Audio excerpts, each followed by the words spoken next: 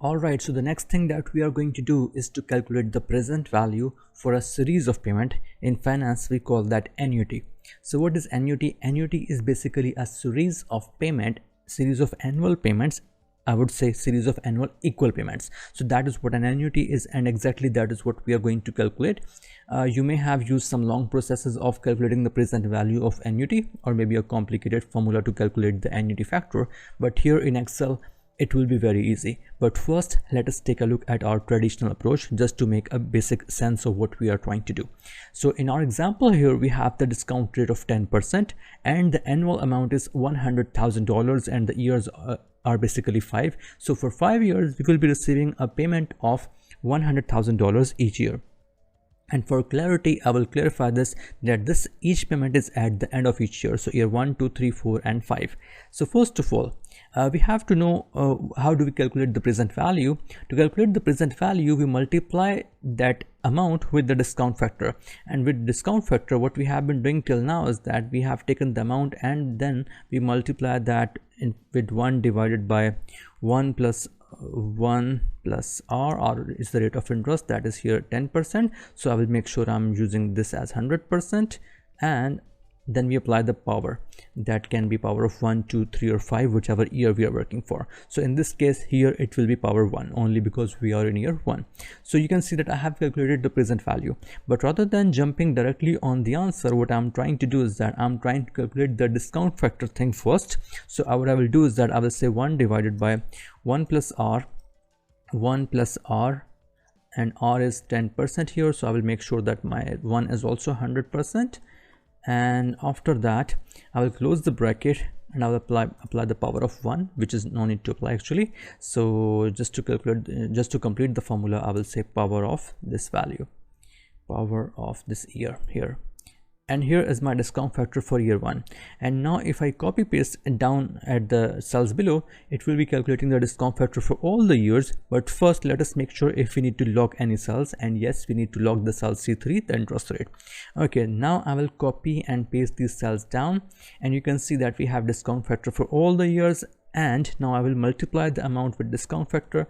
And here we have our present value of all 5 years. And if I can sum all of this, if I can just calculate the sum of all of these, that will be the total present value for all of these 5 payments.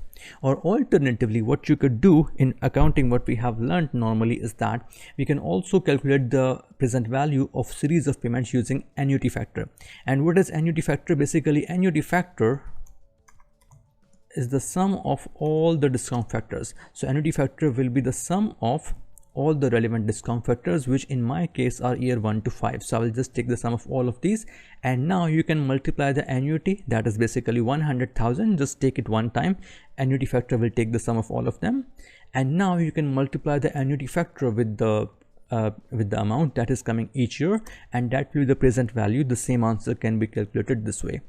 But now the beautiful thing about Excel is that in Excel you won't have to work that long. You can simply calculate the present value of annuity using the same formula that we had been using in previously. So I will do it here. I will say equals present value, that is basically the formula, and then rate. First thing is rate, that is 10% in my case, so I will take 10%, and then NPER is basically the number of payment periods, which is in my case 5, and now PMT. While we were working in the previous lectures, I told you that PMT is a continuous payment each year. So if you can look here, the payment received each period, right? So previously we were not receiving any payment each year, but here is the case where you are. So what I'm going to do is that I'm going to take the PMT of 100,000, and then I will ignore the future value because there is no other amount than that. All the amount that are coming are these 5 payments.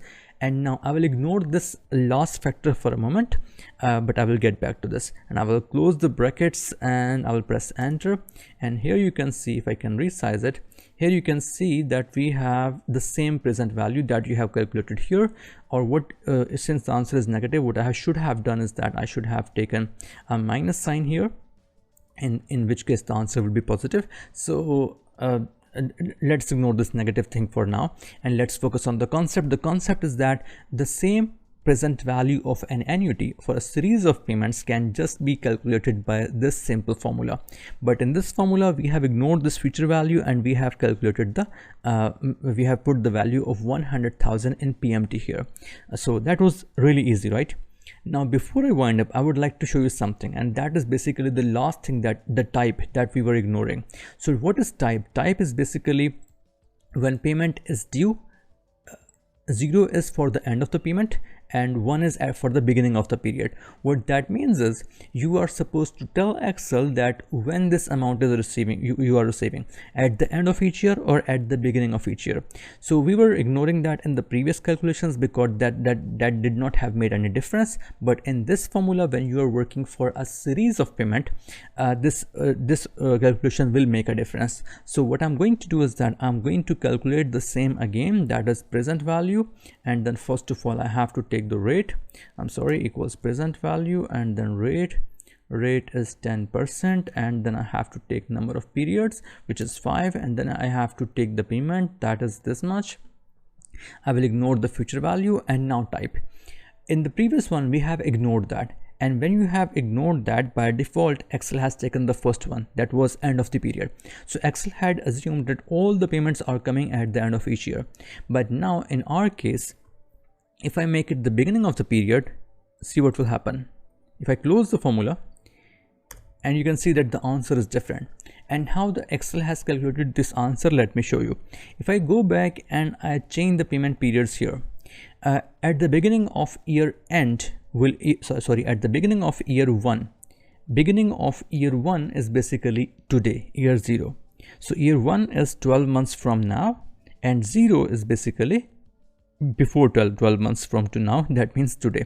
So I will make it year 0, and you can see that factor has changed automatically. The year 2 beginning means year 1. I have to wait for year 1 to get to the year 2, so the discounting should be for year 1.